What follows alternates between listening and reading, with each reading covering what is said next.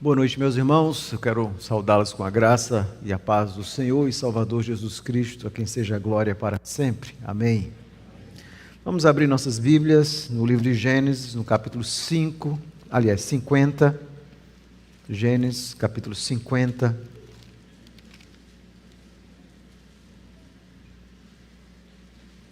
Vamos ler do versículo 15 a 21. Esse é um texto onde eu já tive a oportunidade de voltar muitas vezes, pregar algumas vezes, e com certeza é um texto muito edificante para todos nós, que fala sobre a providência de Deus. Gênesis capítulo 50, versículo 15 a 21. A palavra de Deus diz o seguinte: vendo os irmãos de José que seu pai já era morto, disseram: é o caso de José nos perseguir e nos retribuir, certamente o mal todo que lhe fizemos. Portanto, mandaram dizer a José: teu pai ordenou antes da sua morte, dizendo: assim direis a José: perdoa, pois, a transgressão de teus irmãos e o seu pecado, porque te fizeram mal. Agora, pois, te rogamos que perdoes a transgressão dos servos do Deus de teu pai. E José chorou enquanto lhe falavam. Depois vieram seus irmãos, prostraram-se diante dele e disseram: eis-nos aqui por teus servos. Respondeu-lhes José: não temais. Acaso estou eu em lugar de Deus? Vós, na verdade, intentaste o mal contra mim, porém Deus o tornou em bem, para fazer como vedes agora, que se conserve muita gente em vida. Não temas, pois, eu vos sustentarei a vós outros e a vossos filhos. Assim os consolou e lhes falou ao coração. Amém, a bendita palavra do Senhor. Vamos orar. Senhor, nós somos gratos pela Tua palavra e como Teu povo nos colocamos diante do Senhor, que está aqui em nosso meio, como o Senhor prometeu, que quando o Seu povo estivesse reunido, o Senhor ali estaria. E é com essa convicção que nós colocamos as nossas vidas, rogando que o Senhor, de forma poderosa, comunique as verdades tão profundas ensinadas na Tua palavra, especificamente nesse texto. Essa é a nossa oração em nome de Jesus. Amém. Meus irmãos, um dos temas mais difíceis para nós cristãos compreendermos é sobre a providência de Deus. O fato de que Deus dirige todas as coisas para a sua glória. Nesse ano, com certeza, nós vimos em nossa igreja muitos irmãos que tiveram que experimentar o falecimento de um familiar, de um amigo próximo, ou vários irmãos que experimentaram e estão ainda travando tratamentos oncológicos difíceis. E no meio dessas circunstâncias, nós sempre nos perguntamos: o que Deus de fato quer da minha vida? Que lições o Senhor quer nos ensinar? O que é que a providência de Deus nos ensina a respeito disso tudo? E às vezes, nessas circunstâncias, nós começamos a fazer uma retrospectiva. Não uma retrospectiva do ano, mas a retrospectiva da vida. É nessas circunstâncias que nós começamos a pensar a nossa história. E se eu e você pensássemos a nossa história sem cortes, às vezes quando nós vamos falar a respeito da nossa vida para alguém, nós contamos a nossa história com os cortes. Mas se nós fôssemos falar a nossa vida, a nossa história sem cortes, a figura completa de toda a nossa história, se nós fôssemos então pensar até esse momento da nossa vida, com certeza nós íamos pensar em momentos de tristeza, de alegria, mas algo sempre nos escapa. Nós sempre esquecemos dessa mão invisível do Senhor que vai nos guiando pela sua providência, mesmo quando nós não entendemos, nós não compreendemos. E nós temos uma profunda dificuldade em entender a nossa vida dentro dessa perspectiva divina, da providência. Então a pergunta fundamental nessa noite é como eu e você enxergamos a nossa vida. Será que nós conseguimos ver a nossa vida dentro da providência de Deus? As coisas boas e ruins que acontecem. Será que nós temos uma fé verdadeira para dizer como José, que olha e faz uma retrospectiva da sua vida, de todas as coisas que lhe aconteceram, e diz, como ele diz no versículo 20, vocês intentaram mal contra mim, mas Deus tornou em bem. Será que nós temos essa capacidade? E é por isso que essa história de José ela é muito importante para nós, porque nos traz lições muito profundas sobre a providência de Deus. A vida de José, meus irmãos, foi uma vida extraordinária. Eu creio que muitos aqui conhecem essa história, de filho predileto, ao escravo, a vice-rei no Egito.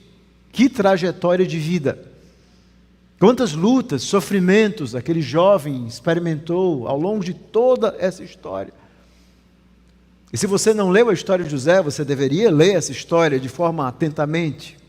E como é que nós então lemos essa história? Muito importante quando nós vamos lendo as histórias bíblicas, saber ou termos os óculos corretos para entender essa história. A história de José que começa lá no capítulo 37, é uma das histórias e com certeza mais longas de toda a Bíblia, uma longa história. E como é que nós lemos essa história? Bom, primeiro nós temos que ler a história de José à luz da história da redenção, de um plano maior que acontece lá em Gênesis, que está se desenvolvendo, de um Deus soberano, que está através da descendência de Abraão, salvando um povo, preparando toda a humanidade, através daquele povo, para a vinda do Salvador Jesus, aquele prometido em Gênesis 3,15. Então nós não podemos perder o foco dessa meta-história maior, quando lemos essa história menor de José. Nós também devemos ler à luz da providência de Deus, dos planos misteriosos e secretos. Por exemplo, se você voltar em Gênesis 15, por favor, faça isso comigo. Deus já vai de alguma forma prever muitas coisas da história de José, ainda que não diga o nome dele, mas em Gênesis capítulo 15, do versículo 12 a 18, quando Deus faz uma aliança com Abraão, Deus diz o seguinte: ao pôr do sol caiu profundo sono sobre Abraão, e grande pavor e cerradas trevas o acometeram. Então lhe foi dito, veja o que Deus diz: sabe com certeza que a tua posteridade será peregrina em terra alheia, e será reduzida à escravidão, está falando aqui do Êxodo, e será afligida por 400 anos. Mas eu também julgarei a gente que tem de sujeitar-se, e depois sairão com grandes riquezas. Aqui, de alguma forma antecipada, muito antes da história da vida de José, Deus já havia predito isso: o seu povo, os descendentes, vão ser escravos. E agora então, quando nós lemos a história de José, nós vemos esse grande plano de Deus, que está se realizando dentro da história de pessoas reais, concretas. A família de Jacó. Nós vamos vendo essa história maior se desdobrando.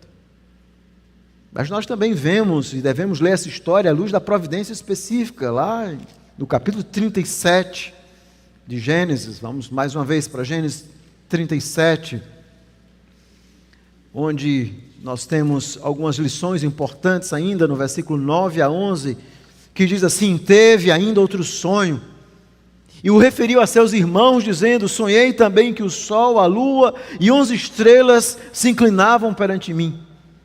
Contando a seu pai e a seus irmãos, repreendeu o pai e lhe disse: que sonho é esse que tiveste? Acaso viremos eu e tua mãe e teus irmãos a inclinarmos perante ti em terra? Ou seja, Deus já havia dito também a José, ainda jovem, ainda um rapazote, Deus já está dizendo a ele: olha, há um futuro glorioso, onde lá no futuro os seus irmãos vão se inclinar perante a você. Você vai ser alguém grande. De forma específica na providência de Deus, não apenas na vida de Abraão, antes de José, mas ao próprio José. Através de um sonho, Deus já está dizendo a vida dele. Então é dentro desse contexto glorioso, dessa mão invisível que está traçando tudo, que nós devemos ver a vida de José. Como nós devemos ver a nossa vida também. Agora, olhando para a vida de José, o que é que nós temos? Nós temos essa dramática versão daquilo que Paulo diz em Romanos 8:28, que todas as coisas cooperam para o bem daqueles que amam a Deus. É com esses olhos da providência que nós somos chamados a ler a história de José. E eu quero convidar você a ler essa história comigo agora, pelo menos parte dessa história. E a primeira pergunta é: onde é que está essa história? Essa história está no livro de Gênesis, um livro fundamental porque mostra a criação, Deus criando todas as coisas, no capítulo 1 e 2. É um livro que vai mostrar a queda da humanidade, os nossos primeiros pais que pecam, que morrem espiritualmente, que se rebelam contra Deus. Mas vai mostrar também a história da redenção, Deus fazendo uma promessa, logo após o pecado de Adão e Eva, Gênesis 3,15, fazendo a promessa de um descendente da mulher que esmagaria a cabeça da serpente, embora tivesse o sangue derramado. E aí começa essa trajetória dessa aliança da graça. Deus está em uma aliança das obras, o pacto das obras com Adão e Eva, e agora Deus vai fazer uma aliança da graça e vai desdobrar essa história da redenção, especificamente através de Abraão. Criação, queda, redenção, apontando para a consumação de tudo. O homem foi expulso do Éden e Deus agora está preparando o retorno do homem para um Éden muito mais glorioso. Gênesis começa com o homem no Éden e Apocalipse termina com o homem, com a igreja, com os salvos nos novos céus e nova terra onde habita a justiça. Deus fazendo essa redenção e consumação. É assim que nós vemos o livro de Gênesis na Bíblia. Mas o livro de Gênesis ele tem uma estrutura. Todo livro ele tem uma estrutura. E o livro de Gênesis é estruturado através de uma palavra, literalmente, gerações, ou Gênesis, de onde vem a palavra Gênesis. E essa palavra vai aparecer várias vezes. A primeira vez é em Gênesis 2:4. Se você acompanhar comigo, você vai entender que todo o livro de Gênesis é dividido a partir dessas gerações. Gênesis 2:4 diz assim: esta é a Gênesis dos céus e a terra. Depois no capítulo 5, versículo 1, esta é a Gênesis de Adão. E depois no capítulo 6, versículo 9, essa é a Gênesis de Noé, que obviamente o tradutor usa a palavra história, e assim vai. No capítulo 10, versículo 1, 11:10, 11:27, 25:12, 25:19, 36:1, 36:9, o tempo todo, o livro de Gênesis é essa coletânea de histórias, geração após geração. E a última história, a última Gênese, é exatamente essa aqui no capítulo 37, no versículo 2, que é a Gênese de Jacó.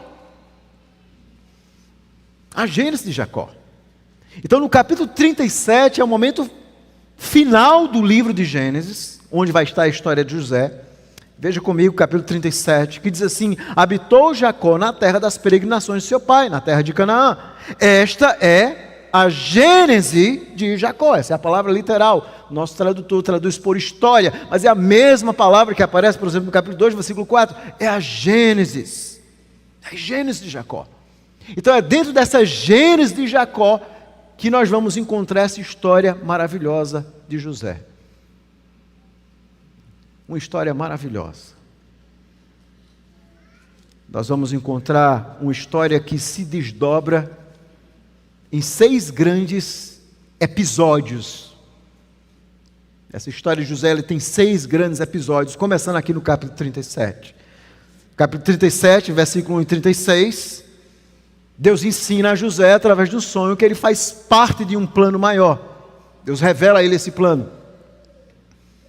Mas nós vamos aprender que, na verdade, ele é vendido. Parece que ocorre tudo o contrário. Deus revela a ele grandeza e ele, na verdade, é vendido pelos seus irmãos. No capítulo 38, acompanhe comigo, nós temos a história de José conectada a uma história que parece que não tem nada a ver aí, que é a história de Judá e Tamar. O que é a história de Judá e Tamar está entrelaçada dentro da história de José? Aparentemente nada, mas tem tudo a ver, porque é de Judá que vai vir o Messias. E através da história de José nós vamos vendo Deus trabalhando também na vida de Judá, redimindo Judá. A história de José está conectado com esse irmão, que no primeiro momento permite que ele seja vendido, mas no segundo momento quer dar a sua própria vida por Benjamim. No capítulo 39 nós temos José agora na casa de Potifar, onde ele mantém a santidade. Ele é vendido, está no Egito, cresce, se torna grande, um mordomo importante, resiste à tentação da mulher de Potifar, que quer seduzi-lo, vai para a prisão. No capítulos 40 e 41, ele então está na prisão, e vive na prisão, mantém a fé, a integridade, possivelmente um bom tempo ali na prisão. Veja, Deus havia dito que ele seria grande, ele está na prisão, e Deus então, através dele, revela o sonho daqueles homens,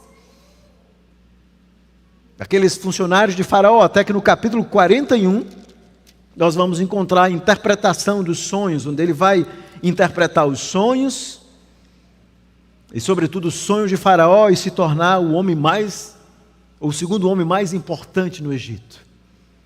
E finalmente ele começa de alguma forma a enxergar aquela promessa de Deus. Ele está se tornando grande, ele está se tornando importante, ele é vice-rei do Egito. E agora há uma grande fome, e o seu pai envia os seus irmãos para o Egito sem saber, os seus irmãos, que aquele irmão que eles venderam como escravo, que achavam que estava morto, era, na verdade, o vice-rei do próprio Egito. E eles então se inclinam perante José. Eles cumprem aquela profecia. Seu pai então morre, ele traz todos os seus familiares para viver com ele. A fome na terra, é isso que o sonho que ele revela para Faraó diz. E agora nós chegamos no último capítulo do livro de Gênesis, que é exatamente o capítulo logo após a morte de Jacó. Seu pai morre, os seus irmãos ainda estão ali no Egito, e os seus irmãos então estão preocupados, porque agora nosso pai morreu, José pode fazer a grande revanche, agora ele pode nos tratar conforme os nossos pecados, afinal de contas esse rapaz sofreu com tudo que nós fizemos. E eles montam então esse estratagema aqui no capítulo 50, versículo 15 a 21, para dizer a José: olha, nosso pai disse que você não fizesse nada de mal com a gente. E José então vai responder a eles no versículo 19 e 20, fazendo essa retrospectiva maravilhosa. Vocês intentaram fazer o mal contra mim, porém Deus o tornou em bem. Como é que José então faz essa retrospectiva final da sua vida? A tese fundamental aqui do capítulo 50, no versículo 15 a 21, é mostrar essa soberana e graciosa e multiforme providência de Deus que atua na vida de José e que só pode ser compreendida depois que ela acontece. Como John Flavel dizia, a providência de Deus é como o alfabeto, é como o idioma hebraico, a gente lê de trás para frente.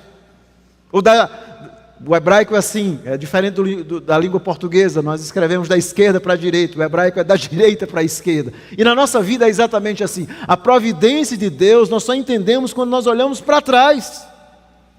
E é isso que José está fazendo, essa retrospecção. Essa retrospectiva, aliás. Então qual é o tema, o argumento do capítulo 50, do versículo 15 a 21, que será o tema do sermão nessa noite? O mal que Deus transformou em bem. A retrospectiva da fé de José. O mal que Deus transformou em bem. A retrospectiva da fé de José. E há duas ideias no texto. O texto é uma narrativa, esse é o gênero. Primeiro nós vemos o medo e estratagema dos irmãos de José, versículo 15 a 18, eles estão com medo. Jacó havia morrido, eles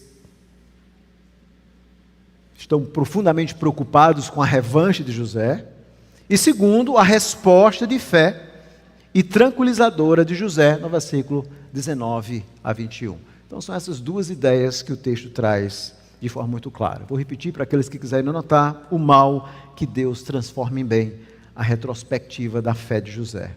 O medo e o estratagema dos irmãos de José, versículo 15 a 18, e a resposta de fé e tranquilizadora de José aos seus irmãos, do versículo 19 a 21.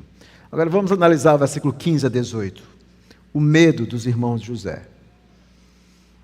Os irmãos de José, quando eles olham para o futuro, eles estão profundamente preocupados. O texto diz o seguinte: vendo os irmãos de José que seu pai já era morto, disseram: é o caso de José nos perseguir e nos retribuir certamente o mal todo que lhe fizemos. Eles estão profundamente preocupados. Os irmãos, eles então fazem uma retrospectiva, e na retrospectiva deles, eles dizem: nós com certeza vamos ser punidos por José.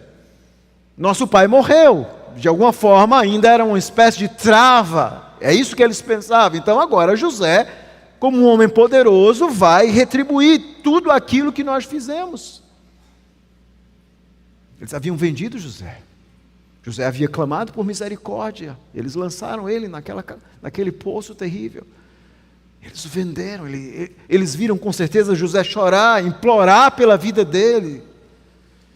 E eles venderam aquele jovem. Agora ele é um escravo. Ele quer alguém respeitado na sua família. Um dos filhos prediletos de Jacó se torna um escravo, com um futuro incerto ali no Egito. Então eles lembram todo esse mal que eles fizeram. E eles disseram: agora José vai retribuir. Essa era a preocupação. Portanto, o que é que eles fazem? Mandaram dizer a José: teu pai ordenou antes da sua morte, dizendo. Não há nenhuma evidência que que Jacó tenha dado essa ordem. Não há nenhuma evidência textual. Aparentemente é um estratagema, aparentemente é uma enganação dos seus irmãos. Assim direis a José: perdoa, pois, a transgressão de teus irmãos e o seu pecado, porque te fizeram mal. Agora, pois, te rogamos que perdoes a transgressão dos servos do Deus de teu pai. É isso que eles fazem. Eles dizem assim: olha, nosso pai mandou dizer a você. E eles mandam então esses mensageiros. Ele quer que você nos perdoe, que você tenha misericórdia, que você não seja mau.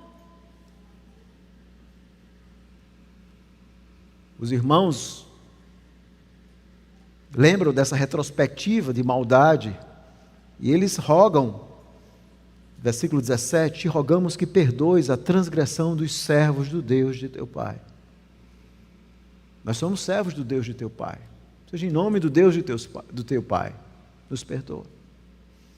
E o texto vai nos dar uma informação chocante. Observe o que o narrador nos diz. José chorou enquanto lhe falavam. E esse choro de José, de alguma forma, nos lembra que não há retrospectiva sem dor. Com certeza, há aquele filme que passa na vida de José, não apenas da sua vida, mas de ver que os seus irmãos, em certo sentido, ainda continuam os mesmos. E a importância da história de José reside no fato de que ela inicia essa cadeia de eventos, e com certeza ele está lembrando de muitas coisas daquela cadeia de eventos. É uma história maravilhosa. A história de José, meus irmãos, é um prelúdio desse drama da opressão e da redenção, que é o motivo central da história bíblica. Opressão e redenção. E José então começa a lembrar de tudo isso que passou. Quantas coisas não veio à mente dele. A experiência de José leva ele possivelmente ao choro, lembrando, por exemplo, da sua boca grande, da forma como dedurava os seus irmãos,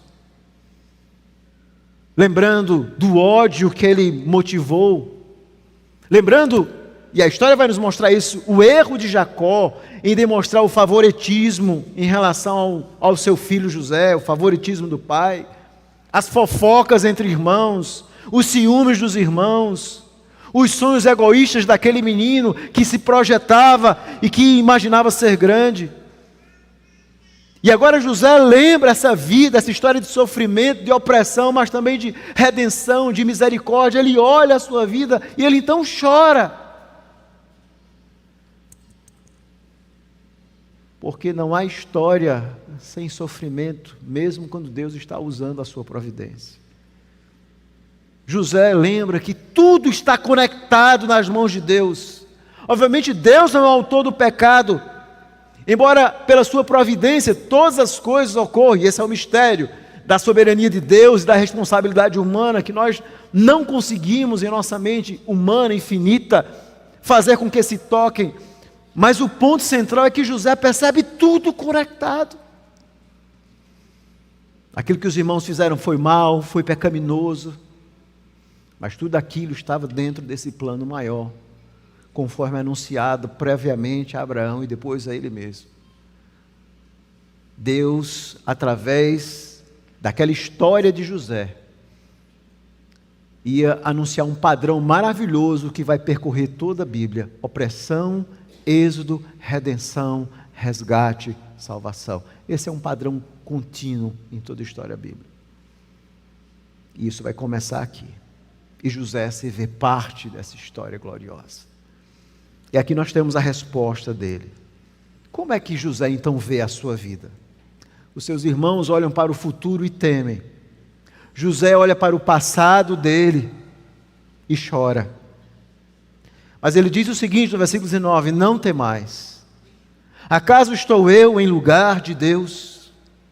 A primeira coisa que José nos ensina é reconhecer o lugar de Deus na sua história. Ele reconhece que existe um Deus maior que está controlando a nossa história. Por isso que ele diz assim: não temam, eu não sou Deus. Mas ele também vai fazer uma coisa maravilhosa. Ele vai se render aos planos de Deus. Ele diz assim: vós, na verdade, intentaste o mal contra mim, porém Deus o tornou em bem, para fazer como vedes agora, que se conserve muita gente em vida. Vocês fizeram mal. E de alguma forma José está dizendo: agora eu entendo. Agora eu enxergo todos os planos dele em relação à minha vida. Através de acontecimentos bons e ruins, momentos dramáticos de dor e de sofrimento, eu enxergo, eu entendo. José não diz o seguinte: por que eu não fiquei de boca calada? Por que eu fui contar aquele sonho? Por que eu não deixei os meus irmãos viverem a vida dele? Por que eu criei ódio no coração deles em relação a mim? Não. Ele não diz assim: por que eu não percebi a maldade da mulher de Potifar? Onde eu fui parar? Ele percebe que dentro de tudo aquilo que as pessoas tentaram fazer de mal, havia um Deus que estava tornando tudo em bem. A mão orientadora de Deus dá significado e direção a todos os eventos da vida de José. Ele não consegue olhar nada na vida dele sem essa perspectiva da soberania providencial de Deus. Tudo tem a ver com essa mão invisível. E aí a gente vai vendo isso na vida de José. Por exemplo, quando José está perdido, logo no início, ele vai procurar os irmãos, ele encontra um homem que sabe exatamente onde estão os seus irmãos. Ele podia pensar: como é que eu fui achar os meus irmãos? Um lugar tão grande. Por que eu encontrei aquele homem que disse exatamente onde eles estavam, e quando os irmãos viram, o capturaram, o venderam? Ele não pensa dessa forma. Parece um acaso, mas não é. Mas é a providência de Deus. Apareceu um homem que disse: teus irmãos estão ali. Quando Jacó envia ele para saber como é que os irmãos estavam, e quando os irmãos veem, é José: vamos vendê-lo. Aquelas caravanas de comerciantes, não é qualquer caravana. Elas vão para onde? Elas vão exatamente para o Egito. Elas vão para o Egito. Na casa de Potifar, o Senhor está com ele. Na prisão, o Senhor está com ele. Mas ao mesmo tempo, ele nunca abandonou a Deus. Vocês percebem, em cada circunstância dramática na vida de José, nesses baixos, nesses momentos difíceis, de dor e de sofrimento, ele sabia de uma coisa, que ele deveria ser fiel ao Senhor. Ele nunca abandonou a Deus. E agora ele diz assim: eu estava certo. Eu estava certo em nunca ter abandonado o Senhor. E uma coisa que é interessante na história de José, e é significativo, é o papel de Deus, que vem prontamente nos lábios de José em momentos críticos. Se eu e você vivêssemos talvez metade da vida de José, nós teríamos muitas vezes, como nós fazemos hoje, abandonado o Senhor, amaldiçoado a Deus, dizendo como Deus me abandonou, desenvolvido um senso de comiseração. Mas não José. Vamos ver alguns exemplos. Observe que no momento crítico, ainda como escravo na casa de Potifar, lá em Gênesis capítulo 39, no versículo 9, quando a mulher de Potifar tenta seduzi-lo, veja a resposta dele. Ele diz o seguinte, veja a resposta que ele dá à mulher de Potifar. Ele, Potifar, não é maior do que eu nesta casa, e nenhuma coisa me vedou senão a ti, porque és sua mulher. Como, pois, cometeria eu tamanha maldade e pecaria contra Deus? Isso é impressionante na vida de José, é que mesmo em meio ao caos, ao sofrimento e à dor, a sua vida é dirigida pelo amor a Deus. Ele não diminui a sua fé, ele não perde a sua integridade, ele não perde o seu amor a Deus. Ele poderia, às escondidas, ter um relacionamento com aquela mulher, quem saberia? Mas ele diz assim: como eu vou pecar contra o meu Deus? Como eu vou cometer tamanha maldade? Quando ele interpreta os sonhos, no capítulo 40, no versículo 8, ele diz o seguinte: eles responderam: tivemos um sonho e não há quem o possa interpretar. Disse-lhe José: porventura não pertence a Deus as interpretações? Conte-me o sonho. Ele sabe que a habilidade pertence ao seu Deus, ele continua confiando em Deus. No capítulo 41, no versículo 16, quando ele interpreta o sonho de Faraó, diz assim: respondeu José: não está isso em mim, mas Deus dará resposta favorável a Faraó. Não sou eu, é Deus. Quando ele testa os seus irmãos, no capítulo 42, versículo 18, ele diz o seguinte: ao terceiro dia disse-lhe José: fazei o seguinte e vivereis, pois temo a Deus. Veja o que ele diz aos seus irmãos: eu temo a Deus. Ele manteve a sua integridade, mesmo quando ele não entendia o que Deus estava fazendo com a sua vida. E na interpretação final dos eventos, que é dada por ele de forma dramática, no capítulo 45, versículos 7 e 8, veja o que José diz em Gênesis 45, no versículo 7 e 8, quando ele diz assim: Deus me enviou adiante de vós, para conservar a vossa sucessão na terra e para vos preservar a vida por um grande livramento. Assim não foste vós que me enviastes para cá, e sim Deus, que me pôs por pai de Faraó e senhor de toda a sua casa, e como um governante em toda a terra do Egito. Foi Deus. Foi Deus que me fez definhar ali e chorar, quando eu estava ali, naquele poço terrível, clamando por misericórdia. Foi Deus. Foi Deus que me levou como escravo para o Egito. Foi Deus ali na casa de Potifar. Foi Deus na prisão. Foi Deus nos sonhos. Foi Deus em tudo. Deus estava me enviando adiante de vocês. Tudo passa pela providência de Deus. Mas em cada momento dessa providência, ele vive uma vida de santidade. É por isso que ele faz a retrospectiva da fé. Vocês tentaram fazer o mal, mas Deus transformou em bem. Ele conclui, Gênesis 50, 21, não temais, pois eu vos sustentarei a vós outros e a vossos filhos. Assim os consolou e lhes falou ao coração.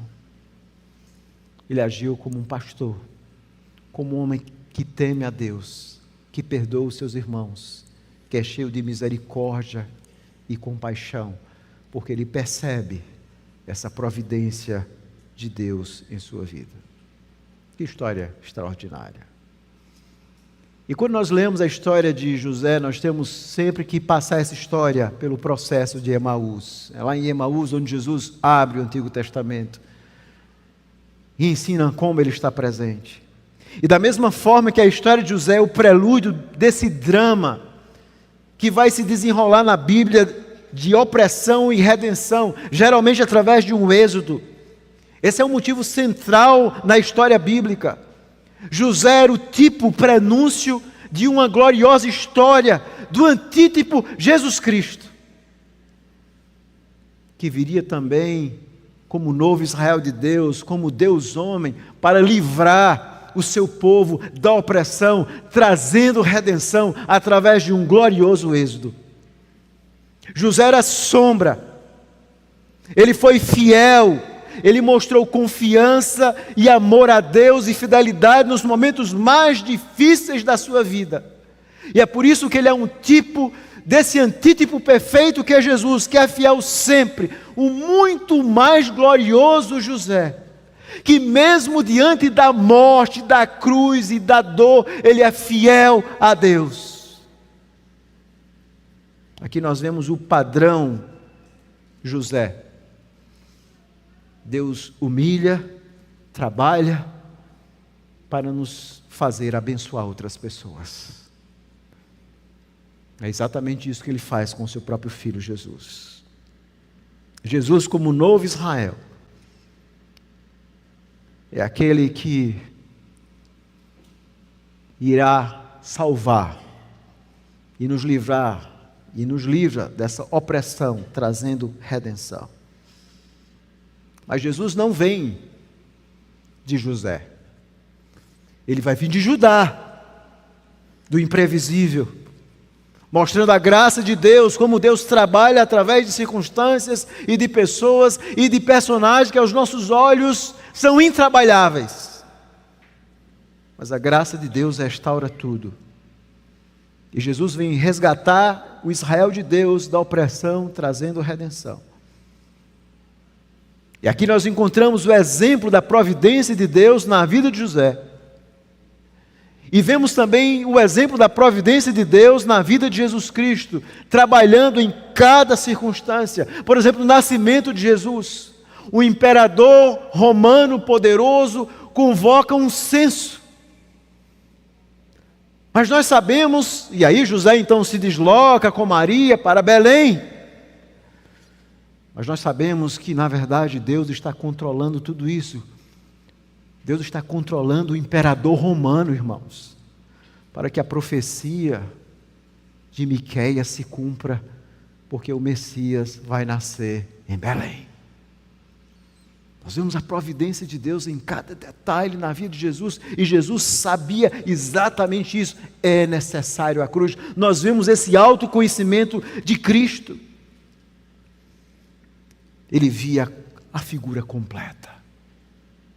Ele vê a sua vida e missão a partir do todo. Eu preciso ir para Jerusalém. E Deus está atuando na vida de Cristo, através de uma variedade de circunstâncias, de vidas, consequências, fazendo várias coisas para glorificar a Jesus, para que Ele busque o seu povo, o Israel de Deus.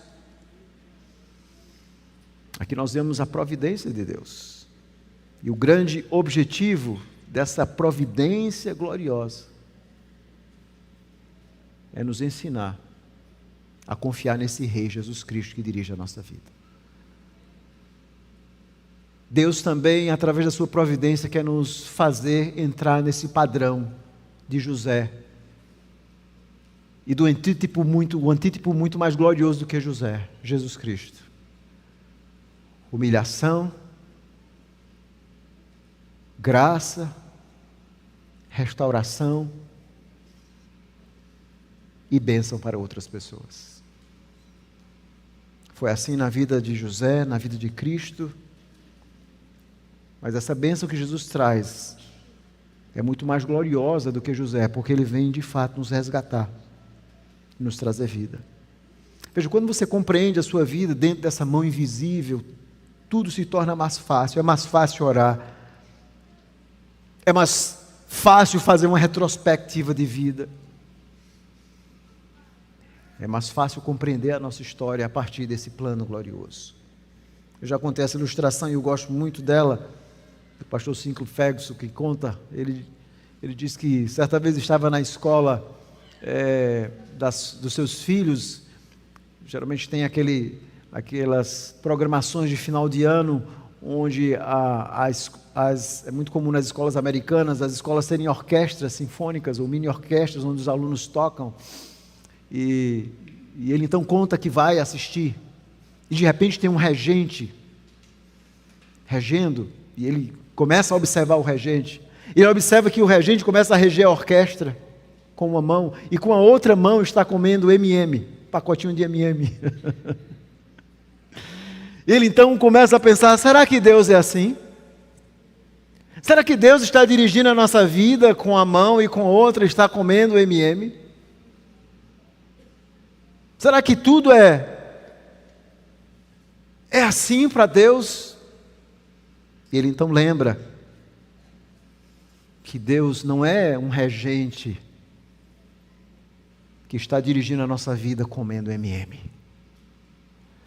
Deus é aquele que cria toda a música para a nossa vida. Todas as notas, toda a nossa composição, as coisas boas e ruins que acontecem. Deus é o compositor total da música, além de ser o regente. Isso nos faz ver a vida de uma forma completamente diferente. Quais são as aplicações para nós nessa noite, meus irmãos? Na sua providência, Deus está nos preparando para responder à questão de José. Qual é a grande questão de José? São as perguntas que nós estamos continuamente fazendo. Por que Deus está fazendo isso em minha vida? Como essas coisas podem ter algum propósito em mim? E todo esse sofrimento que eu estou enfrentando? Por que Deus não responde exatamente a minha oração nesse momento? Essas são as grandes perguntas que ao longo da nossa história nós não temos como responder. Nós sabemos que Deus é soberano, mas aqui José nos dá algumas pistas dessa história de como devemos responder essas perguntas. E a primeira coisa que nós temos que entender é que Deus faz tudo para a sua glória.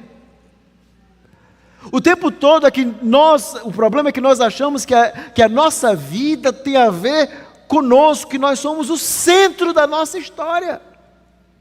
É assim que nós somos treinados, é assim que o pecado nos faz. Mas na perspectiva de Deus, Ele está dirigindo a nossa vida para a glória dEle. Cada um de nós, por caminhos diferentes, para nos tornar mais parecidos com Cristo. Essa é a obra do Espírito. A segunda coisa é que Deus faz tudo para refinar a nossa fé.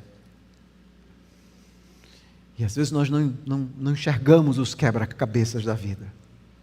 Mas lá no final, talvez na morte, no seu leito de morte, talvez quando você chegar no céu, Talvez Deus lhe dê a compreensão, como José, para olhar de forma retrospectiva e dizer: eu estou vendo o que Deus fez com a minha vida, eu compreendo agora.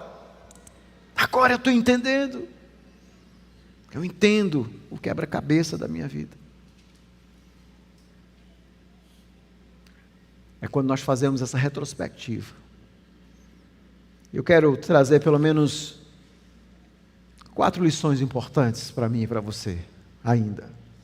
A primeira é que nós não podemos permitir que outros façam nossa retrospectiva de vida dentro de uma perspectiva puramente humana. Essa é a retrospectiva dos irmãos José. Atos maus, aleatórios, vingança, ódio, maldade. E nós muitas vezes queremos olhar a nossa vida apenas a partir dessa perspectiva horizontal de pessoas que foram terríveis, ou de acontecimentos terríveis. Mas aos olhos de Deus, nós temos que lembrar desse segundo princípio, é que Deus está sempre atuando através de uma variedade de circunstâncias. E a nossa tendência é dizer assim: qual o significado disso em minha vida? Mas nós esquecemos de um detalhe. Deus não trabalha com pontos da nossa vida. Deus trabalha sempre com o todo. E quando nós estamos nos pontos da nossa vida, como José lá no poço, ou talvez na prisão, dizendo: por quê, por quê, por quê? Mas para Deus não há um específico em nossa vida que é desconectado do todo. Existe o todo. Aquilo que Ele quer fazer em nós. Só que nas partes da nossa vida, nada faz sentido. Porque nós não enxergamos a figura completa do quadro. Nós só enxergamos os momentos aleatórios. Mas Deus está trabalhando o todo da nossa vida. Ele tem um projeto glorioso que Paulo diz em Romanos 8, 28 e 29. É formar o design de Cristo em nós mediante o Espírito, nos ensinando o caminho da dependência. No final, apenas no final é que nós dizemos: Senhor, agora eu estou entendendo. É diferente do que eu queria. Eu não queria nada disso. Mas eu entendo os teus planos. E eles são gloriosos. Isso nos faz lembrar de Paulo. Paulo tenta evangelizar. Ele quer ir para a Ásia. E Deus impede ele de ir para a Ásia. E de repente, tem uma visão de noite. Diz: vem a Macedônia e nos ajude. Veja, ele tinha enfrentado vários obstáculos. E Deus então fecha portas, abre outras. E Paulo chega lá na Europa. Ou na morte terrível de Estevão lá em Atos, quando aquele jovem está sendo apedrejado, e quem está ali? Paulo está ali, e Deus usa a morte brutal de Estevão, para de alguma forma fazer o que Cristo disse, que através da pregação a pregação estava sendo como um aguilhão no coração do apóstolo Paulo. Cristo estava tocando, antes de aparecer a ele. Essa é uma lição maravilhosa.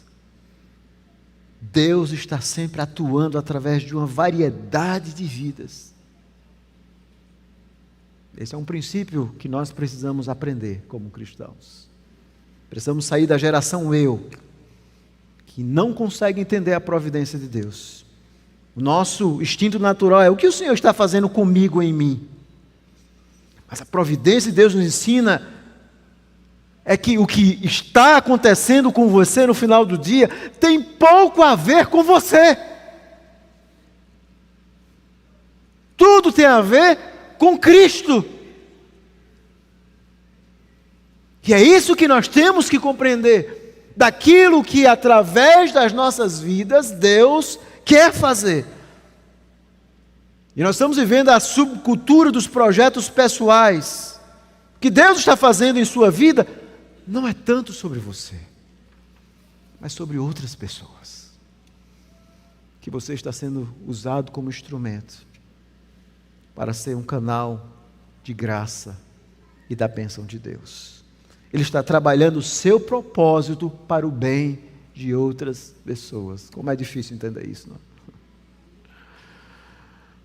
que o nosso propósito, essa geração, qual é o seu propósito? A geração coach, a geração onde as pessoas buscam o seu propósito, e nós aprendemos que o nosso propósito é para o bem de outros. Como foi o que Jesus disse: eu não vim para servir. Aliás, eu não vim para ser servido. Eu vim para servir e dar a minha vida em resgate de muitos. É isso que Jesus ensina. O nosso próprio Salvador. O propósito dele estava atrelado a outros. E quando nós olhamos a vida de José, nós vamos ver erros de família, favoritismo, disputas internas, pecados sem arrependimento, sonhos, tantos acontecimentos que vão acontecendo. E Deus usa todo, inclusive esse mal, para o bem da sua própria família. Para ensinar, e é isso que José está ensinando: a vida não é sobre nós. No final do dia, nada é sobre nós. Outro princípio importante, nos aproximando do final, é que Deus está sempre atuando através de uma variedade de consequências. Na vida de Jacó, Deus tira as coisas que ele mais ama. Ele era um pai que cometeu um erro terrível de mostrar favoritismo por José, por um filho. Deus então o arranca para trabalhar no coração de José. E quando ele então transfere o amor de José para Benjamim, José então pede aos seus irmãos: tragam Benjamim. E Jacó diz: eu já perdi o meu filho. Veja, o fruto do pecado, porque ele amava mais uma esposa do que a outra. E Deus então está trabalhando na vida de Jacó. Deus está ensinando aos seus irmãos, esmiuçando o pecado deles. Deus está trabalhando na vida de Judá, que chega para José, sem saber que ainda é José, e diz assim: não, eu dou a vida pelo meu irmão Benjamim. Aliás, diz ao pai, a Jacó: não, eu me responsabilizo por ele, nós precisamos desse alimento, eu dou a minha vida. Veja que transformação. Na vida de José, transformações profundas. Aquele jovem, belo, talentoso, precisava ser torcido por dentro para ser usado por Deus. Deus o humilha, ensinando a confiar, dando a ele a paciência para esperar os planos de Deus, que muitas vezes demoram a acontecer. Ele então enxerga a figura completa. Deus está sempre, meus irmãos, nos moldando nessa variedade de consequências da vida para nos aperfeiçoar. Deus vai tirando toda a amargura do coração de José, e veja no final, o texto diz que ele consola os seus irmãos, que ele fala ao coração, que ele tem amor. Mesmo quando os seus irmãos agem ainda no final de forma errada para com ele. Os irmãos estavam presos no passado, José não. Deus está sempre atuando para glorificar Jesus em nossa vida. Esse é o plano da redenção maior. E quando José está para morrer, ele diz algo interessante. Ele diz assim: Deus visitará seu povo.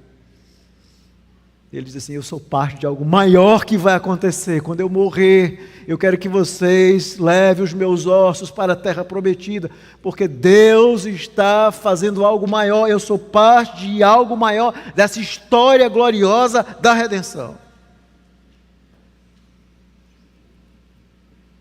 E aí nós começamos a enxergar a vida de forma correta. Como você enxerga a sua própria vida? Como você faz a retrospectiva? Os conselhos práticos é: a história de alguém não é definida pelas circunstâncias da vida, mas pela confiança, pela fé em um Deus soberano e providente. Um Deus que nós somos chamados a servir em toda circunstância difícil. Manter a integridade sem entender nada. Essa é a fé verdadeira. É manter a fé e a confiança em Deus, mesmo quando aos nossos olhos parece que Deus está trabalhando contra nós. Mesmo quando nós dizemos como Jeremias: Senhor, às vezes eu oro e parece que as minhas orações não passam das nuvens. Nós devemos aprender que nós não somos o resultado do passado. Nós não estamos presos em uma caixa de maldição e desgraça, porque o Evangelho nos chama a mudança, a esperança, a confiança. E é por isso que um conselho que eu sempre trago, e que trago para você: desconfie da certeza do desespero. Às vezes a nossa vida nos dá uma certeza, não há esperança. Desconfie disso, porque a história é definida pela graça de Deus. Então aproxime-se de Deus mesmo em meio à dor. Busque-o, viva em integridade, com fé. E quando vier o desejo no seu coração de murmurar, de reclamar da situação, lembre daquilo que José diz: como é que eu vou pecar contra o meu Deus murmurando? Porque a fé verdadeira não é aquela apenas que confia em Deus nos momentos difíceis, irmãos. A fé verdadeira é aquela que justifica a Deus, é aquela que diz: Ele está certo, Ele sabe dirigir a minha vida melhor do que eu. Viva pela fé. Confie no Senhor. E eu quero concluir com uma pequena história que ocorreu na véspera de Natal de 1875. Um homem chamado Eyre-Senck, ele estava viajando em um barco a vapor no rio Delaware, quando ele foi reconhecido por alguns dos passageiros. Sua foto havia saído no jornal, porque ele era o líder de música e cantava em uma igreja muito conhecida, de um pastor muito conhecido na época, Dr. Moody. Eles então pediram que ele cantasse um dos seus hinos. E Senck objetou, dizendo que queria cantar um hino intitulado Savior Like a Shepherd Lead Us, ou seja, Senhor como um pastor nos lidera. E ele então começa a cantar aquela música, e um dos refrões é: nós somos teus, torna-te nosso amigo, seja o guardião de nosso caminho. E quando ele terminou aquela música, aquele refrão, um homem saiu das sombras e perguntou: você já se viu no exército da União? E ele disse assim: sim. Na primavera de 1860, ele disse: sim, eu servi. Você consegue se lembrar se estava fazendo piquete em uma noite clara de luar em 1862? Ele: sim, eu estava lá. E aquele homem, que também estava ali no barco, disse assim: eu também estava. Ele está falando daquela guerra que houve, chamada Guerra da Secessão, do norte contra o sul nos Estados Unidos. E aquele homem está dizendo: eu também estava servindo no exército confederado. E um dia eu vi de pé em seu posto um homem.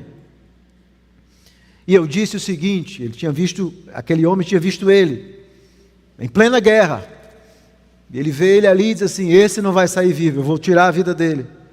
E levantei o meu mosquete e mirei. Eu estava ali parado na sombra, completamente escondido, enquanto a luz caía sobre você. E naquele exato momento você ergueu os olhos para o céu e começou a cantar essa música. E eu, com aquela arma apontada, deixei você cantar até o fim. E eu disse: eu posso matar ele depois que ele terminar a música. Ele é minha vítima em todo caso. Minha bala não vai errar. Mas a música que você cantou foi a música que você exatamente cantou agora. E eu vi perfeitamente essas palavras: nós somos teus, torna-te nosso amigo, seja o guardião de nosso caminho. E esse refrão despertou muitas lembranças em mim. Eu comecei a pensar na minha infância, na minha mãe temente a Deus. E quantas vezes ela tinha cantado essa música para mim. E quando você terminou de cantar a música, foi impossível mirar em você novamente. E eu pensei: o Senhor que é capaz de salvar aquele homem da morte, certamente deve ser grandioso e poderoso para me salvar também. Em sua providência, naquele dia Deus me salvou você da morte, embora você nunca até hoje tenha sabido disso. E aquele homem diz assim: agora podemos cantar juntos, nós somos teus, seja o guardião de nosso caminho. Isso é o resumo da nossa história da vida. Nós somos teus, Senhor. É isso que você deve dizer nessa noite: Senhor, eu sou teu. Seja o guardião de nosso caminho. Nós não sabemos qual será o nosso caminho, mas nós podemos descansar em Deus nos momentos mais difíceis, sabendo que Ele é o nosso guardião. Deus é o condutor da nossa vida, da nossa história, e nós precisamos aprender a descansar nesse Deus glorioso. Descanse na providência desse Deus glorioso, independente das circunstâncias. Lembre-se de José, mas lembre-se muito mais da história gloriosa do seu Salvador Jesus Cristo, que comprou você, que prometeu que nunca vai abandonar você, que vai conduzir você até aquele dia. Lembre-se que todas as coisas cooperam para o bem daqueles que amam a Deus. Não apenas as boas, as mais difíceis e incompreensíveis. Obviamente isso não significa que nós devemos justificar o nosso pecado, muito pelo contrário. Nós devemos buscar sempre seguir a vontade revelada e viver em santidade, mas sempre lembrando que a nossa vida está nas mãos do Senhor. Que Deus aplique essa palavra em nossos corações. Vamos orar. Senhor, nós louvamos o Teu nome. Obrigado porque a Tua palavra traz paz ao nosso coração nas horas mais tumultuosas da nossa vida. A Tua palavra é como um bálsamo que nos faz olhar nossa vida fora de nós mesmos, à luz da Tua providência, para que possamos humildemente, em meio a esses momentos gloriosos da Tua providência, que muitas vezes ocorrem nos momentos feios e trágicos da nossa, mas que nós possamos responder, sempre vivendo em santidade e vivendo no temor do Senhor. Apenas aqueles que vivem em fidelidade verdadeira podem compreender e podem fazer essa retrospectiva da fé, de que o Senhor sempre transforma o mal em bem para os seus filhos. Nos dá a fé verdadeira para compreender isso. Em nome de Jesus, nós oramos. Amém.